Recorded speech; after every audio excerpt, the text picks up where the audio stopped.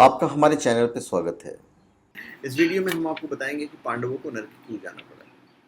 सारे अच्छे कर्म करते थे, कोई पाप वगैरह तो उन्होंने किया नहीं था।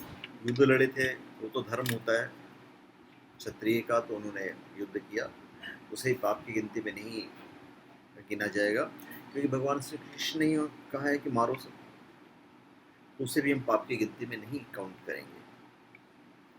उल्टा स्वर्ग में जब ये जाते हैं तो वहाँ पे दुर्योधन स्वर्ग में मिलते हैं उनको, उन्हें स्वर्ग मिला। पर हमारा वीडियो का मुद्दा है कि भाई पांडवों को नरक में क्यों जाना पड़ा। तो चलिए हम आपको बताते हैं। आप सबको पता है कि युद्ध के बाद काफ़ी सालों राज्य करने के बाद पांडव हिमालय के रास्ते से स्वर्ग जा रहे थे, एक एक करके सब गिर गए। सिर्फ युधिष्ठिर जो थे वो सशरीर स्वर्ग में प्रवेश करते हैं। तो फिर वहाँ जाते हैं तो देखते हैं कि भाई दुर्योधन वहाँ पे है, तो नाराज हो जाते हैं। वो बोले दुर्योधन ने इतने सारे पाप किए, उसको स्वर्ग दे दिया गया। उन्हें समझाया जाता है कि भाई उसने अपनी जो पूरी जीवन जी है एक उद्देश्य के साथ जिया है और वीर गति को प्राप्त हुए हैं, उनका लक्ष्य निर्धारित था।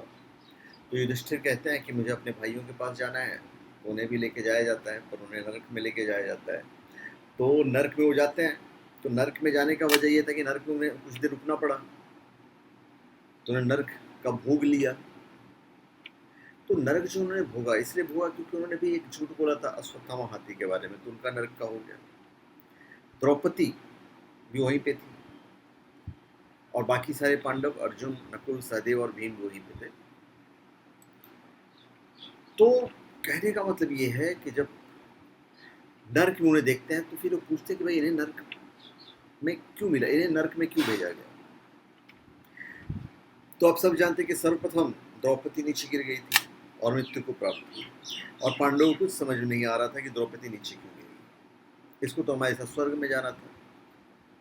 तो भाई कहा जाता है कि द्रौपदी को नर्क इसलिए मिला क्योंकि द्रौपदी का विवाह पांडवों से किया गया था, लेकिन द्रौपदी अर्जुन को अधिक प्रेम करती थी या केवल अर्जुन को ही पूर्णतः अपना पति मानती थी। और जब द्रौपदी को पता चला कि कर्ण भी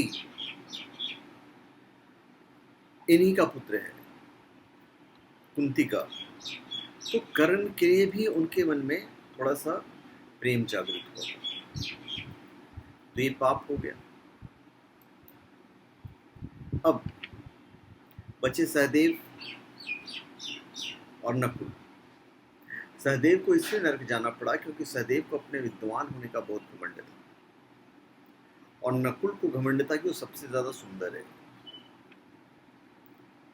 अर्जुन को लगता था कि वो पूरा युद्ध जो है एक ही दिन में समाप्त कर देंगे, उन्हें अपने पराक्रम पर घमंड था।